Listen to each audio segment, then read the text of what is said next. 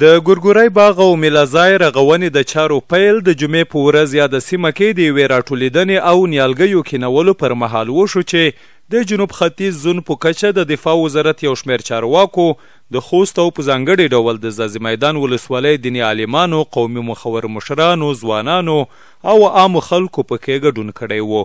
په جنوب ختیځ زون کې د دفاع وزارت د ځمکو د چارو امیر مولوي محمد وزیر عمراني وویل د ګورګورای باغ رغونې او د سیمه کې د یو ستر پارک جوړولو په موخه دوی له خصوصي سکتور سره په ګډ پلان کار کوي چې ژر به یې د پراختیا او جوړېدو چارې پیل شي. مولوي عمراني زیاته کړه د دې پارک او میلازای په جوړېدو سره به د دولت خزانې ته منظم عواید درومي او بل پلو به خلکو ته د کاري فرصتونو رامنځته کېدو ترڅنګ د سیمې په ښکلا او بڼه کې مثبت بدلون رامنځته شي. اوس موږ د باغ بیرته له سره ودان کو او دا د ولس لپاره د ځاځي میدان د ځوانانو او د وګړو لپاره یو تفریحګاه وګرځېږي او د هغوی د خوشحالۍ لپاره یو سبب وګرځېږي. قصد لرو چې دا په یو نوه قرارداد باندې ورکړو چې د ملت لپاره د اسلامي امارت لپاره په عوایدو کې هم یو نوه حصه راسي. د سیمې مشران، ځوانان او عام خلک هم خوښ و چې له کلونو انتظار وروسته د ګورګورای باغ او میلازای د چارو پیل کېدل ویني.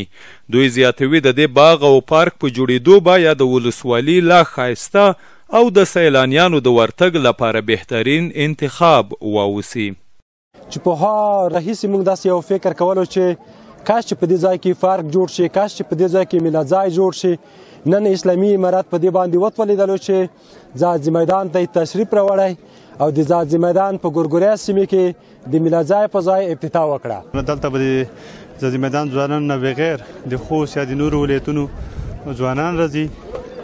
نو موږ منطقې ته ګډه دا دی چې موږ هغه خلک چې د نورو ولایتونو منطقونه راځي هغوی به موږ کلتور سره اشنا کېږي، دوی به موږ کلتور سره اشنا کېږي او هغه به موږ به د دوی کلتور سره اشنا کېږو.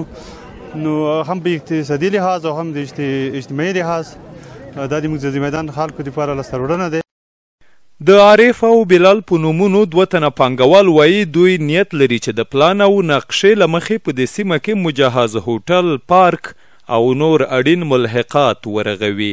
دوی زیاتوي د دې سیمې لیدو ته به د خوست برسیره د نورو ولایتونو سیلانیان هم راځي.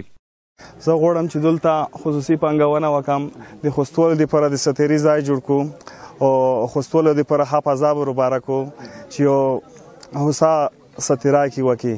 مونږ رضا وکړه وزارت دلې خو ډېر غم وکړی هلې ځلې چې تقریبا هغه ته دې حالت ته راغلو چې مونږ ته د ونو د نیالګیو اجازه راکړه د لیکولو. انشاءالله نور به قرارداد اروپورو څېړل کېږي.